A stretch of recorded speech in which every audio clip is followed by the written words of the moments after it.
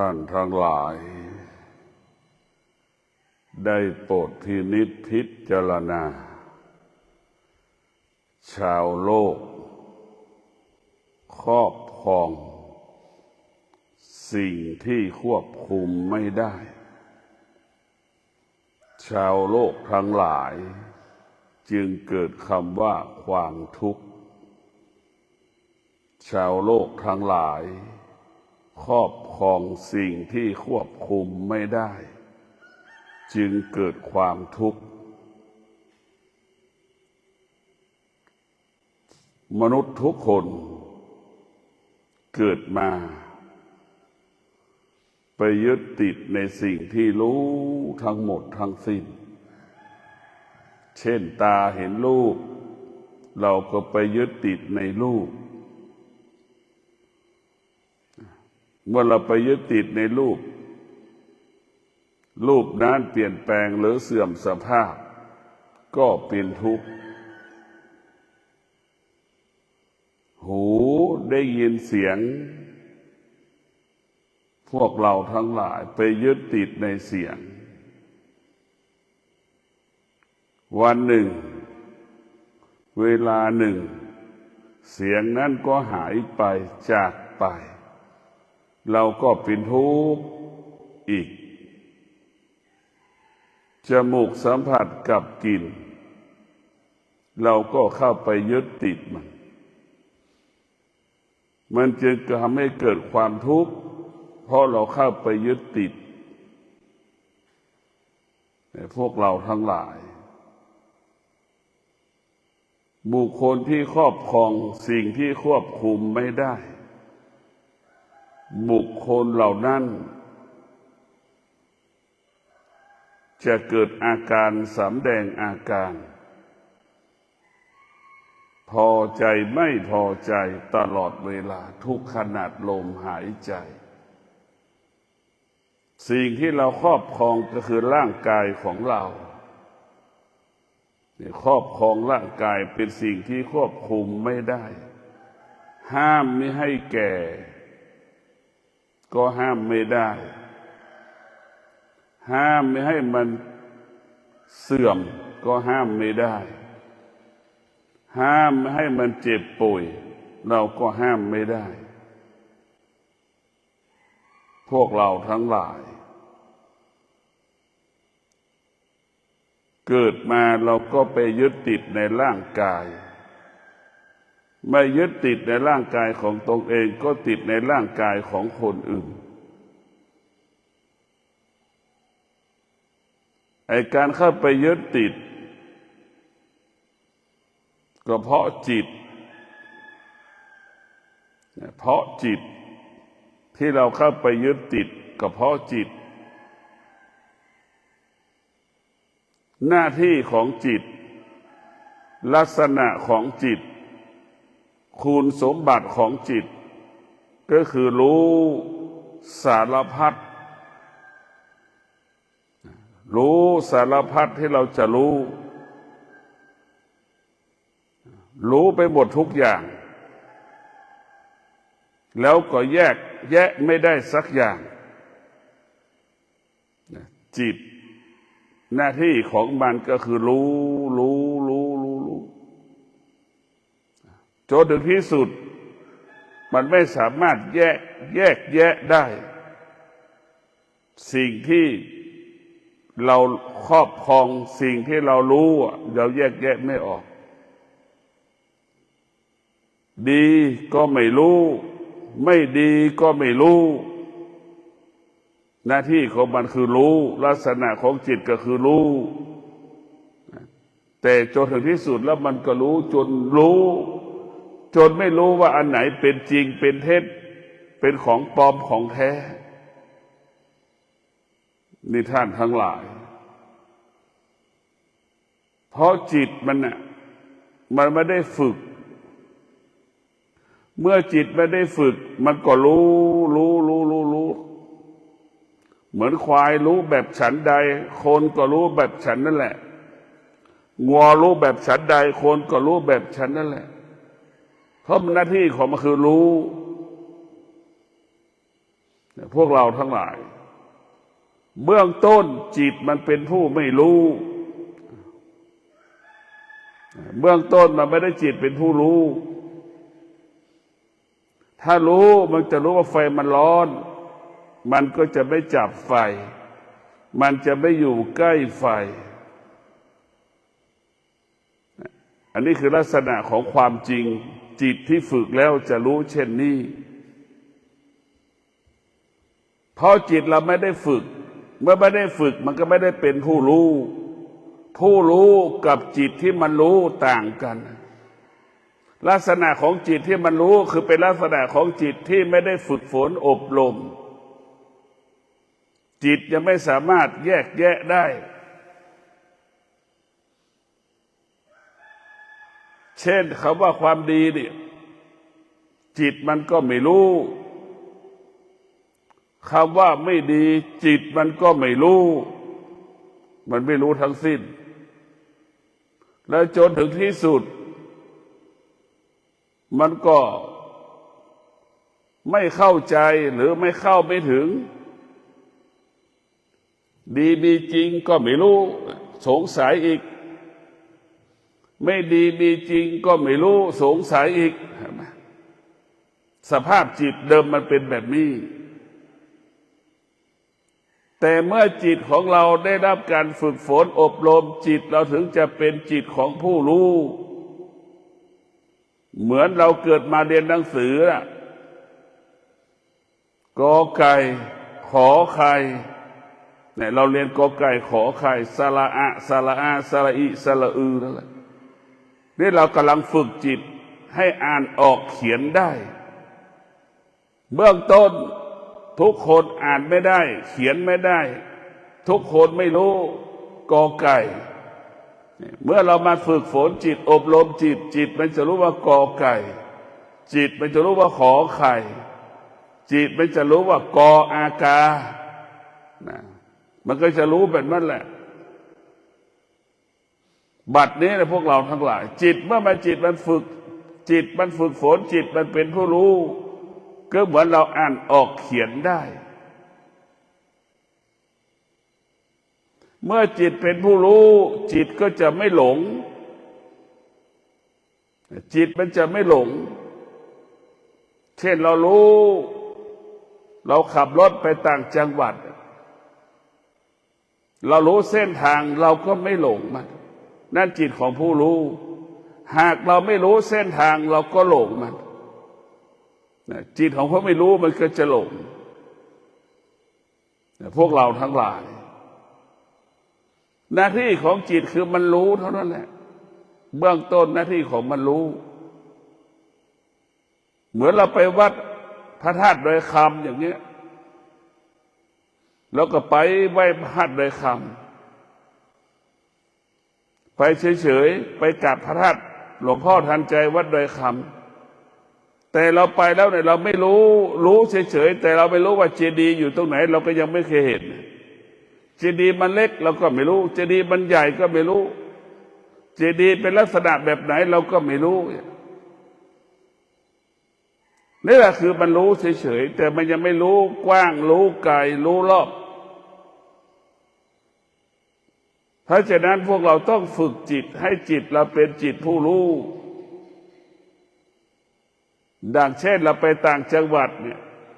มันก็บอกว่านี่ไปอำนาจเจริญอันนี้เส้นทางนี้จะไปอุดรเส้นทางนี้จะเป็นนครพนมเส้นทางนี้จะไปร้อยเอ็ดเส้นทางนี้จะไปปักใต้เส้นทางนี้จะไปยโสธรอย่างเงี้ยเราก็จะรู้เราจะได้ไปถูกเส้นทางนี้ไปเขาใหญ่อย่างเงี้ยเราก็จะได้รู้แล้วว่าจะไปตรงไหนนั่นแหละคือจิตของผู้รู้จะไม่หลงเมื่อไม่หลงมันก็ไม่เสียเวลาส่วนมากเราเป็นผู้ไม่รู้จิตเราเป็นผู้ไม่รู้รู้แต่อ่านหนังสือรู้แต่อ่านหนังสือแต่เรายังเข้าไม่ถึงตัวรู้ว่าลำไยมันหวานจากตัวหนังสือแต่เราไม่เคยกินลำไยเลยใช่ไหมเรายังไม่เคยเห็นต้นลำไย กินลูกลำไยแต่ยังไม่เคยเห็นต้นลำไยมันรู้ไม่หมดอ่ะแต่ว่ารู้ไม่หมดก็เป็นอย่างนี้แหละเมื่อรู้ไม่หมดมันจึงรู้ไม่จบไอ้ตัวรู้ทั้งหลายมันจะไม่มีคำว่าจบสิ้นเรารู้ว่าลำไยมันหวาน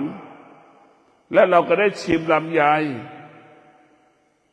แล้วก็รู้ว่าต้นลำไยเป็นลักษณะแบบนี้อันนี้แหละคือรู้เข้าถึงตัวรู้เราสามารถเข้าถึงตัวรู้ได้เราก็ไม่ถูกมันหลอกไม่ถูกใครหลอก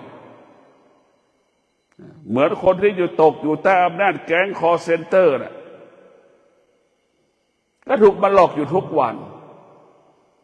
ได้ยินทุกวันว่าถูกคนหลอกพอมาถึงเราก็ถูกหลอกอีกกระทั่งที่รู้ว่าเราถูกหลอกก็จะอยู่ใต้ยอมให้มันหลอกเนี่ยมันรู้แต่มันเข้าไม่ถึงตัวรู้ดังที่บอกว่าไม่ดีก็ไม่รู้ดีก็ยังไม่รู้แก๊งคอลเซ็นเตอร์มันก็บอกว่าเราไปเปิดบัญชีที่ต่างจังหวัดเนี่ยคุณไปเปิดบัญชีม้าที่นครสวรรค์แบบนี้ไอเราไม่ได้ไปเราก็รู้นี่เห็นไหมจะไปนครสวรรค์เนี่ยยังไม่ไปจะไปโต้ตอบมันอีกเมื่อโต้ตอบมันแล้วก็ขาดสติกลัวอีกนะมันก็จะเกิดปัญหาเพราะเราไม่รู้นั่นแหละไอ้ตัวไม่รู้จึงสร้างภาระสร้างปัญหาเบียดเบียนชีวิตทรัพย์สินของเราดังที่ผู้ที่ถูกแก๊งคอลเซ็นเตอร์หลอกเป็นแบบนั้นแหละเมื่อจิตของผู้รู้จิตเราเป็นจิตของผู้รู้เนี่ยเราจะไม่ถูกหลอกเราจะไม่ถูกหลอกเหมือนเราไปต่างจังหวัดเราก็ไปตามถนนสายต่างๆได้ถูกต้อง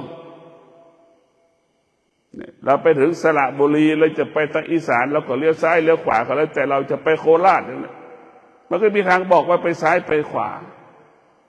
เราจะไปปากใต้ไปตรงมันก็รู้มันจะรู้หมดเราจะไม่เสียเวลาเราจะไม่หลงไอ้จิตที่ไม่รู้ก็คือจิตที่ไม่ได้ฝึกฝนเนี่ยส่วนมากเกิดมาไม่ได้ฝึกฝนจิตเมื่อไม่ได้ฝึกฝนจิตมันจึงเป็นผู้ไม่รู้เหมือนคนที่อ่านหนังสือไม่ได้นั่นแหละพูดได้หมดแต่อ่านหนังสือไม่ได้เป็นอย่างนั้นพวกไม่รู้เป็นแบบนั้นแหละมันรู้ไม่จบท้ายสุดเราก็ถูกเขาหลอกอะไรหลอกก็ตัวจิตของเรานั้นเป็นผู้ไม่รู้เพราะเราไม่ได้ฝึกมันทุกคนก็หลอกตัวเองหมดหลงตัวเองหมดยึดติดในตัวเองหมดยึดติดในรูปชีวิตของเราเนี่ยตกอยู่ใต้อำนาจของตนเองตลอดชีวิตตกอยู่ใต้อำนาจของคนอื่นตลอดชีวิตเมื่อเรามาฝึกฝนจิตมาอบรมจิตให้จิตรู้ความจริงเช่นไฟมันร้อนรู้ว่าลักษณะของไฟมันร้อนเราก็อยู่ห่างกองไฟเราก็จะไม่จับไฟให้รู้แบบนี้รู้ความจริงพวกเราทั้งหลายจิตของเราเนี่ยมันเป็นจิตของไม่รู้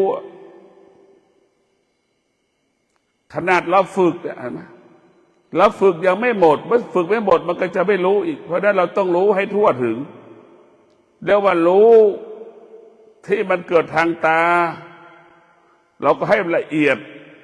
รู้เกิดจากทางหูก็ให้มันละเอียดรู้เกิดจากทางจมูกก็ให้มันละเอียดรู้มันเกิดจากลิ้นเราก็ให้มันละเอียดรู้เกิดจากกายก็ให้มันละเอียดรู้ทางจิตก็ให้มันละเอียดพวกเราทั้งหลายทุกวันที่เรารู้แบบไม่ละเอียด เมื่อไม่ละเอียดแล้วมันจึงเกิดคำว่าทุกข์ทุกวันเมื่อมันไม่ละเอียดมันจึงเกิดคำว่าความสุขทุกวันเมื่อมันไม่ละเอียดมันจึงเกิดคำว่าพอใจทุกวันไม่พอใจทุกวันชีวิตของเราก็อยู่ภายใต้อำนาจสิ่งที่พูดมานี่สุขทุกข์พอใจไม่พอใจวกไปวนมา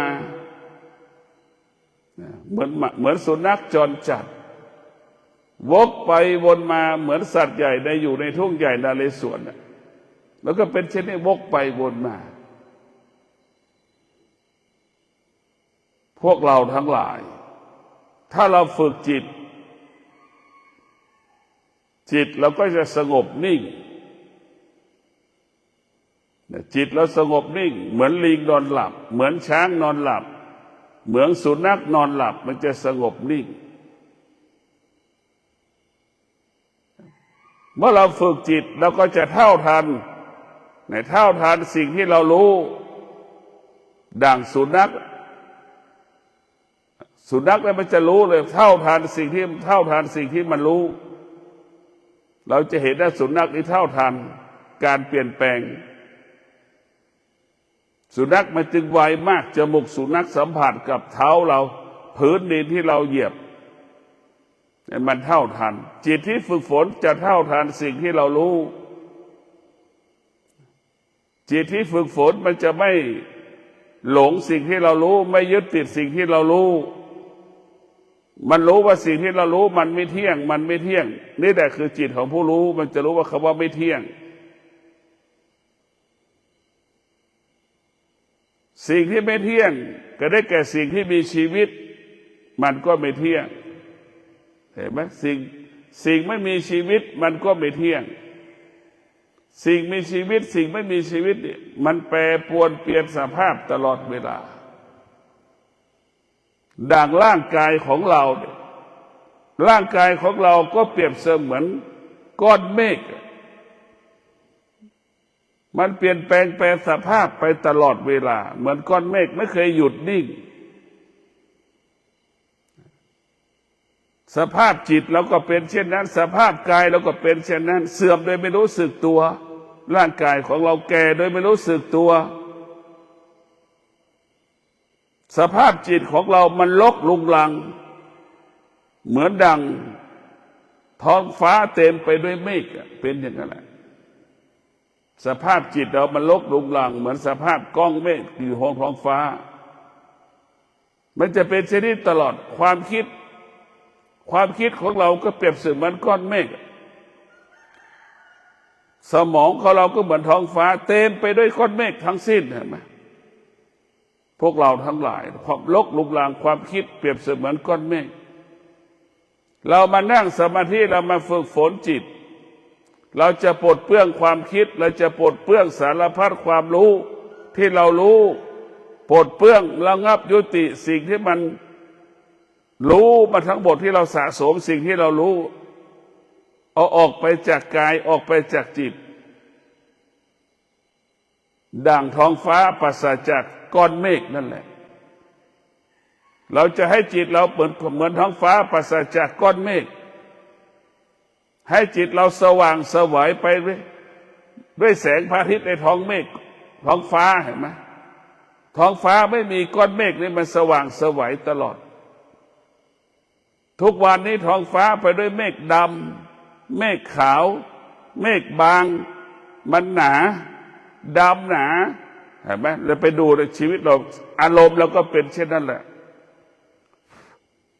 พวกเราต้องมีสติเราต้องพิจารณาอารมณ์ของเรามันเหมือนก้อนเมฆมันค่อยๆสะสมเหมือนอารมณ์ของเราก็เหมือนไอ้น้ำที่ถูกแสงพระอาทิตย์เรียกว่าความเย็นกับความร้อนเกิดปฏิกิริยาทำให้น้ำระเหยเมื่อระเหยเข้ากลายเป็นเมฆบางๆกลายเป็นเมฆหนาๆเห็นไหมเมฆหนาๆกลายเป็นเมฆฝนเห็นไหมพอเป็นเมฆฝนแต่ก็ฝนมันตกพอฝนมันตกถนนลื่น มันเราลดอุบัติเหตุไปหาหมออาการเหล่านี้เรียกว่าอาการเกิดดับอาการที่ไม่มีตัวไม่มีตนอาการที่มันเปลี่ยนแปลงไปสภาพไปตลอดเวลาร่างกายของเราก็เป็นเช่นนี้จิตใจเราก็เป็นเช่นนี้สิ่งที่สำคัญคือให้เรารู้มันรู้เรื่องธรรมชาติเมื่อธรรมชาติมันเปลี่ยนแปลงเราก็ไม่ต้องร้องไห้เสียใจธรรมชาติเปลี่ยนแปลงเราก็ไม่ต้องร้องไห้เสียใจจิตใจมันเปลี่ยนแปลงธรรมชาติของจิตใจเปลี่ยนแปลงเราก็ไม่ต้องร้องไห้เสียใจร่างกายเปลี่ยนแปลงเป็นโรคภัยไข้เจ็บก็เสียใจใจไม่สบายใจก็เสียใจอยู่นั่นแหละชีวิตเรามันตกอยู่ใต้อำนาจความคิดที่วกไปวนมาทุกวันเราออกจากความคิดไม่ได้ตาไปเห็นรูปเราไปยึดติดก็ไปสะสมสิ่งที่เรารู้ที่ผ่านทางตาอาศัยตาเห็นไหมจนถึงที่สุดมันก็กลายเป็นสิ่งที่ทำลายชีวิตเราไอ้ตัวรู้นี่คือตัวทำลายรู้มากทุกข์มากเห็นไหมไม่รู้ไม่ทุกข์ลักษณะนี้แหละพวกเราทั้งหลายรู้มากทุกข์มากไม่รู้ไม่ทุกข์ไม่เห็นไม่ทุกข์ไม่ได้ยินไม่ทุกข์ไม่ได้กลิ่นไม่ได้สัมผัสกับกลิ่นก็ไม่ทุกข์ไม่สัมผัสกับไม่ลิ้นไม่สัมผัสกับรสชาติอาหารก็ไม่เป็นทุกข์เราจะเห็นได้ว่าเราไปยึดติดในสิ่งที่เราสัมผัสเราเข้าไปปรุงแต่งสิ่งที่มันสัมผัสมันจึงเกิดคำว่าความทุกข์ไม่มีวันจบสิ้นเราจะพัฒนาจิตของเราเหมือนจิตทารกแรกเกิดได้อย่างไรนี่คือต้องมีสติเราจะให้จิตเราสงบเหมือนจิตทารกแรกเกิดนิ่งจิตเรารู้หมดแต่จิตเราควบคุมมันได้ให้จิตเราเมื่อจิตควบคุมมันได้มันก็เหมือนจิตทารกแรกเกิดหนาวมันก็ไม่รู้ทารกแรกเกิดแต่เรารู้ว่าหนาวมันเกิดแต่เราไม่ตอบสนองมันแล้วร้อนปรากฏทารกแรกเกิดก็ไม่รู้สงบนิ่งแต่เราฝึกจิตเรารู้มันเราฝึกจิตเราสงบนิ่งว่าร้อนปรากฏแต่เราไม่ตอบสนองมันเรารู้มันแต่เราไม่ตอบสนองมันนี่คือการฝึกจิตแต่จิตทารกมันไม่รู้เพราะมันไม่ได้ฝึกมันไม่รู้หิวมันก็ไม่รู้มันไม่สามารถบอกได้ว่ามันหิวเพราะมันยังไม่รู้พวกเราทั้งหลายไอ้จิตที่ไม่รู้เนี่ยเป็นสิ่งที่น่ากลัวที่สุดมันเป็นสิ่งที่น่ากลัวมนุษย์ทั้งหลายครอบครองสิ่งที่ควบคุมไม่ได้ยึดมั่นถือมั่นสิ่งที่เปลี่ยนแปลงแปรสภาพไปตลอดกาลเวลาหลงสิ่งที่มันเปลี่ยนแปลงทั้งสิ้นนะยึดติดสิ่งที่มันเปลี่ยนแปลงนะพวกเราต้องพิจารณาหลงสิ่งที่เปลี่ยนแปลงยึดติดสิ่งที่เปลี่ยนแปลงครอบครองสิ่งที่เปลี่ยนแปลงแล้วก็สังเกตปู่ย่าตายายของเราเห็นไหมแก่มาแล้วเดินก็ยากลุกก็ยากนะจนสุดท้ายเห็นไหมพูดก็ไม่ยังอยากจะพูดมีตาเหมือนตาบอดเห็นไหม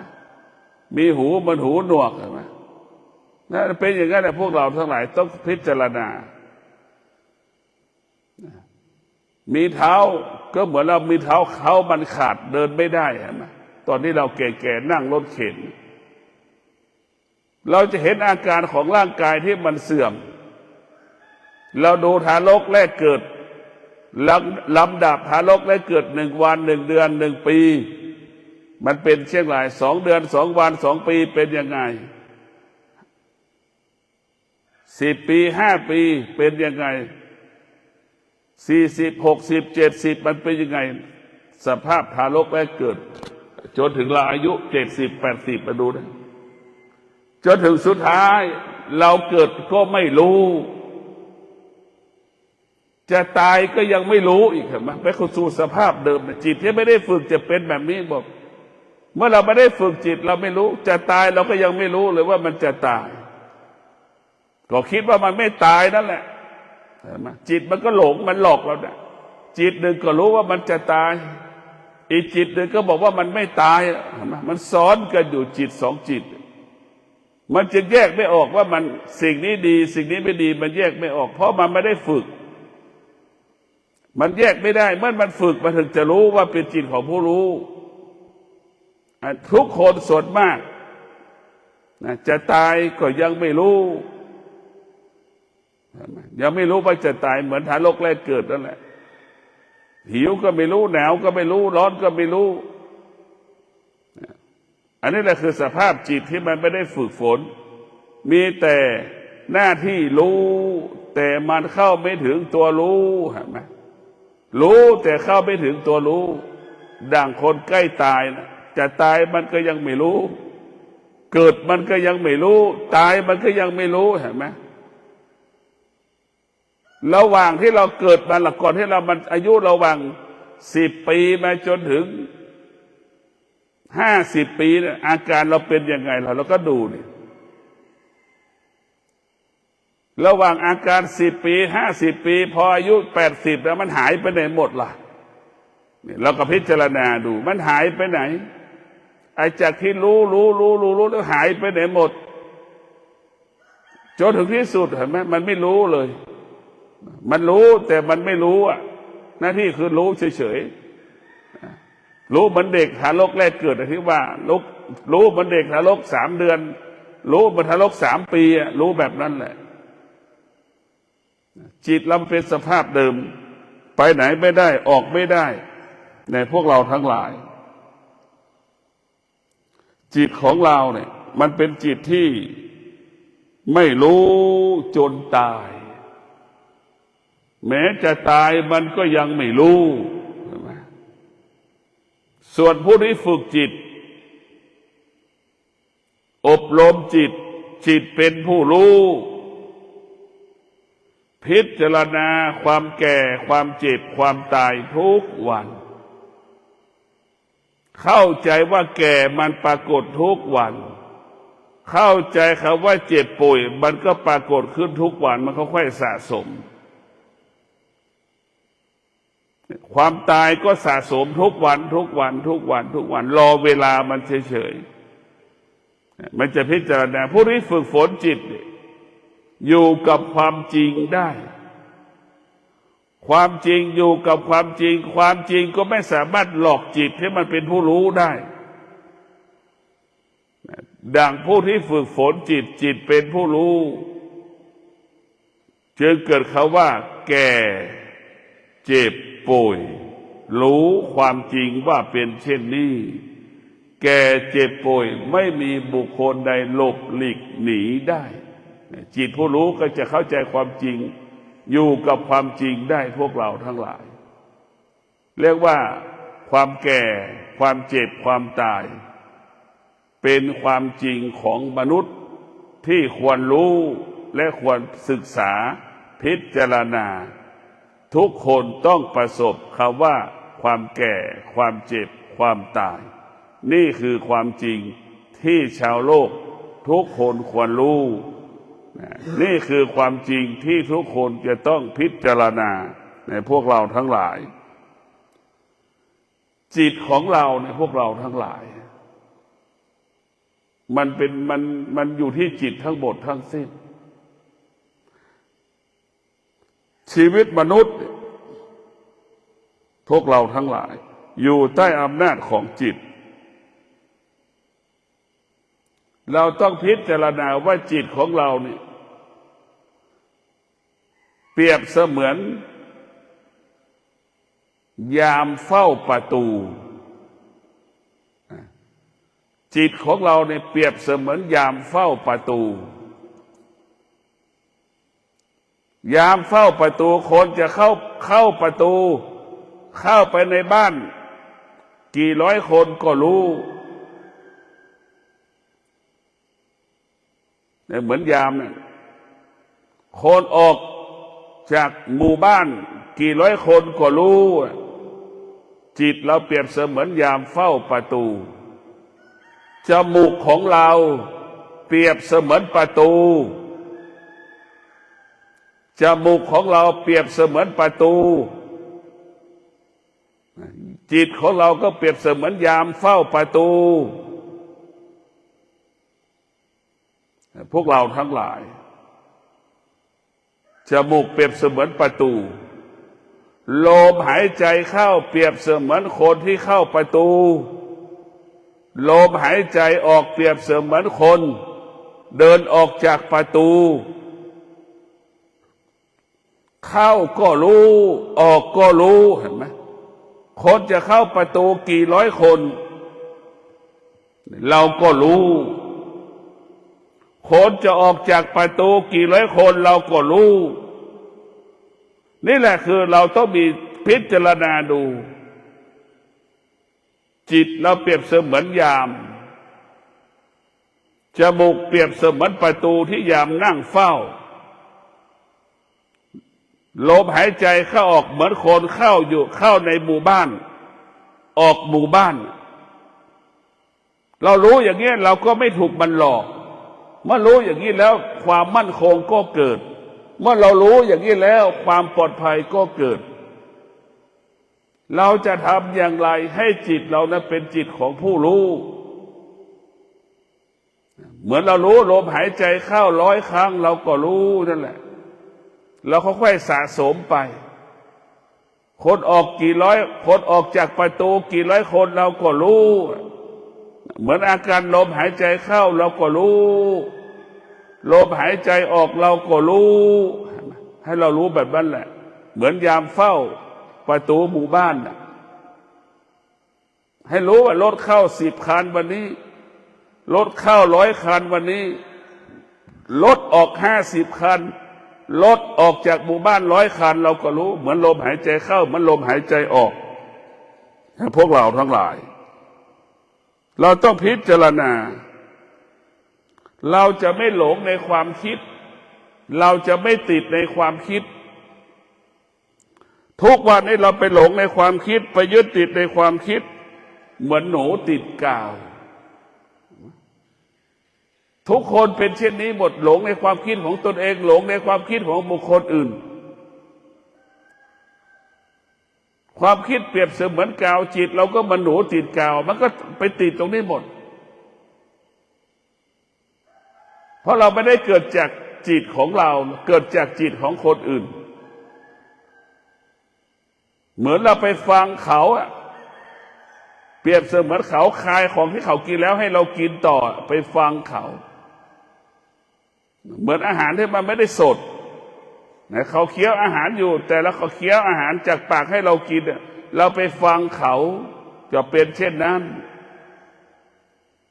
มันต้องปฏิบัติธรรมเองประพฤติธรรมเองเหมือนแม่ทำอาหารในตัวแม่เองนะรู้หมดทุกอย่างกับแม่ไปซื้ออาหารที่ร้านอาหารเนี่ยมันต่างกันพวกเราทั้งหลายเราต้องพิจารณาไอ้ตัวรู้กับตัวไม่รู้ตัวไม่รู้เนี่ยตัวสร้างปัญหาให้กับชีวิตเราถ้าจิตเราเป็นผู้รู้เนี่ยคำว่าทุกข์จะไม่เกิดมีมากมันก็ไม่หลงมีน้อยมันก็ไม่เสียใจมีมากมันก็ไม่ดีใจมีน้อยมันก็ไม่เสียใจเพราะจิตผู้รู้มันรู้เฉยๆไม่มีค่าไม่มีความหมายสิ่งที่มันรู้ก็เพราะสิ่งที่มันรู้มันไม่เที่ยงมันไม่เที่ยงมันไม่เที่ยงมันรู้แบบนี้นะมันรู้เลยทั้งโลกเลยเป็นสิ่งที่ไม่เที่ยงมันรู้เลยว่าทั้งโลกอาศัยตาหูจมูกลิ้นกายใจเนี่ยจึงทำให้เกิดความทุกข์ทั้งสิ้นรู้ตาหูจมูกลิ้นกายใจ จึงทำให้จิตเรานั้นไม่เที่ยงจิตเราหวั่นไหวเพราะมันรู้พวกเราทั้งหลายการฝึกจิตให้จิตรู้เฉยๆถ้าจิตรู้มันเพราะเราไม่เข้าไปยึดติดมันก็ไม่ทุกข์เมื่อจิตรู้จิตไม่ตามรู้มันก็ไม่ขยายผลถ้าจิตเข้าไปยึดติดสิ่งที่เรารู้เมื่อไหร่มันจะขยายผลทันทีเหมือนเราไปเซ็นทรัลไปพารากอนไป10 ครั้งก็อยากได้10 ครั้งเพราะเรารู้แล้วไปขยายผลในการรู้มันไม่มีคำว่าจบสิ้นแต่ถ้าเรามีสติรู้เราจะไม่ยึดติดสิ่งที่เรารู้นี่สิ่งที่เรารู้ก็ไม่เกิดประโยชน์ไม่เป็นประโยชน์ใดๆสำหรับเราก็รู้เสื้อที่บ้านเราก็มีอยู่เสื้อที่เราใส่ปกปิดร่างกายกันร้อนกันหนาวมันจะรู้ความจริงแบบนี้แหละมันจะไม่ยึดติดกินก็รู้ว่ากินแค่อิ่มนอนก็รู้ว่านอนให้มันหลับปราศจากยุงกัดก็พอแล้วพวกเราต้องมีสติพิจารณาเราต้องมีสติพิจารณาในการมีชีวิตอยู่บนโลกใบนี้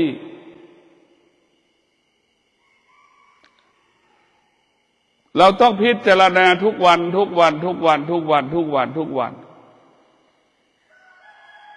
แล้วเราจะเข้าใจความจริงเข้าถึงความจริงรู้ความจริงเข้าถึงความจริงท้ายสุดเราก็ไม่ต้องไปรับรู้เรื่องความจริงความจริงมันก็คือไม่เที่ยงนะไม่ต้องไปรับรู้วันที่สุดมันก็ไม่เที่ยงอยู่ดีแหละ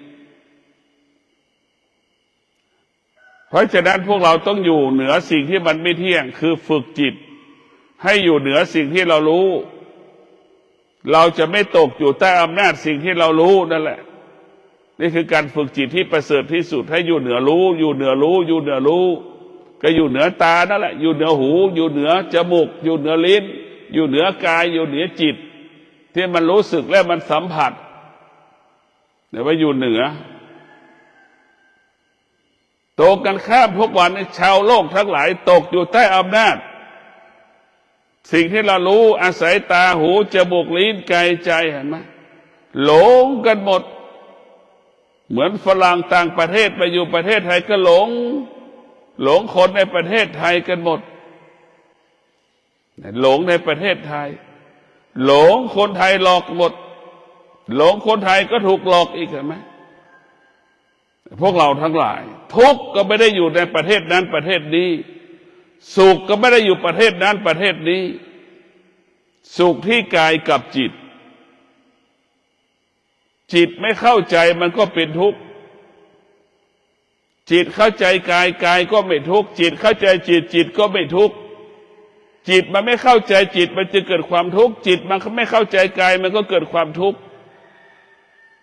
ถ้าจิตเข้าใจจิตทุกข์ไม่มี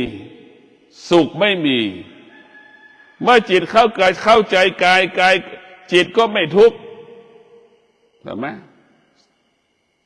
สุขก็ไม่เกิดทุกข์ก็ไม่เกิดเพราะมันเข้าใจเมื่อใจเข้าใจอยู่ที่ใดก็แล้วแต่ปกติตลอดสงบรู้เมื่อใจเข้าใจใจปกติคือสงบรู้ตลอดเวลาพวกเราทั้งหลายสงบรู้ตลอดเวลาชีวิตของเรามันตกอยู่ใต้อำนาจความอยากรู้ตามันก็มีความอยากหูมันก็มีความอยากจมูกมันก็มีความอยากเห็นไหมลิ้นเราก็มีความอยากเรานึกถึงเสือเนี่ยมันกินงัวไปกี่ตัวละเสือนึกพิจารณาดูนะตาเราก็เหมือนเสือแล้วมันกินเหมือนเสือกินงัวพิจารณาดู หูของเราก็เหมือนงูเหลือมเนี่ยมันกินสัตว์เล็กสัตว์น้อยไปเท่าไหร่เรานึกดูจมูกเราก็เปรียบเสมือนหมาล่ะมันกินหนูไปกี่ตัวมันกินไก่ไปกี่ตัวกินไก่ไปกี่ตัวล่ะแล้วมันกินความอยากหมดตาหูจมูกลิ้นกายใจนั้นมีความอยากเกิดความอยากหมดไอ้การมาปฏิบัติธรรมของเราทำให้จิตเราเป็นผู้รู้นี่เราจะฆ่าความอยากเราจะทำลายความอยากที่มันอาศัยตาหูจมูกลิ้นกายใจเนี่ยความอยากเกิดขึ้นที่ตาความอยากเกิดขึ้นที่หูความอยากเกิดขึ้นที่จมูกความอยากเกิดขึ้นที่ลิ้นความอยากเกิดขึ้นที่กายเห็นไหมจิตมันก็ไปปรุงแต่งแทนกายเห็นไหมใส่เสื้อแบบนี้จะเป็นแบบนี้คือมันคิดแทนกายนะที่กายก็คือหน้าที่ของมันเป็นแบบไหนมันก็เป็นมันไม่รู้จักหน้าที่ตนเองจิตที่ไม่ได้ฝึกเนี่ยมันก็ไปวุ่นวายไปหมดเลยเหมือนแม่นะให้เสื้อลูกคนนั้นใส่เสื้อแบบนี้ให้ลูกนั้นใส่กางเกงแบบนี้เห็นไหมเหมือนผู้จัดการดารานั่นแหละจะใส่เสื้อแบบนี้ถึงจะเหมาะสมเห็นไหมอันนั้นแหละคือความอยากเป็นผู้จัดการชีวิตเราหมดแต่ถ้าเราฝึกจิตเป็นผู้รู้ความอยากไม่สามารถมาจัดการชีวิตเราได้เพราะฉะนั้นเราฝึกจิตให้จิตเราเป็นจิตผู้รู้พึ่งพาตนเองอาศัยตนเองความอยากไม่มีค่าความอยากไม่มีความหมายความอยากไม่มีบทบาททุกวันนี้ความอยากมันเหมือนเสือกินงัวตาของเราเปรียบเสมือนเสือหูของเราก็เปรียบเสมือนงูเหลือมให้มันกินหนูกินสัตว์ต่างๆจมูกเราก็เปรียบเสมือนหนูแมวมันกินหนูเป็นอย่างนั้นแหละลิ้นของเราก็เปรียบเสมือนสุนัขที่มันกินไก่นั่นเป็นอย่างนี้ไปหมดมันมีความอยากมันจะไม่มีคำว่าจบสิ้นมันจะจบด้วยปัญญาวิชาปัญญาเท่านั้นมันจะจบด้วยวิชาปัญญามันจะจบด้วยวิชาปัญญามันเมื่อจบด้วยวิชาปัญญาแล้วมาความอยากไม่เกิดที่สุดก็กินเหมือนกันกินแค่อิ่มนอนแค่หลับดำเนินชีวิตปลอดภัยนะกินอิ่มนอนหลับปลอดภัยก็จบแล้วพวกเราก็ขอความสุขสวัสดีจงเกิดแก่ท่านทั้งหลาย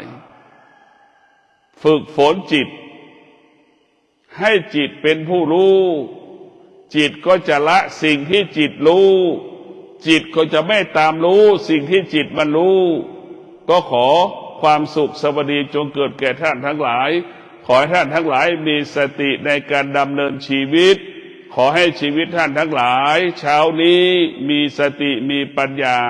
วันนี้คิดสิ่งใดสำเร็จพูดสิ่งใดสำเร็จทำการใดๆสำเร็จสมปรารถนาดังใจปรารถนาด้วยสติทุกๆประการเทอญ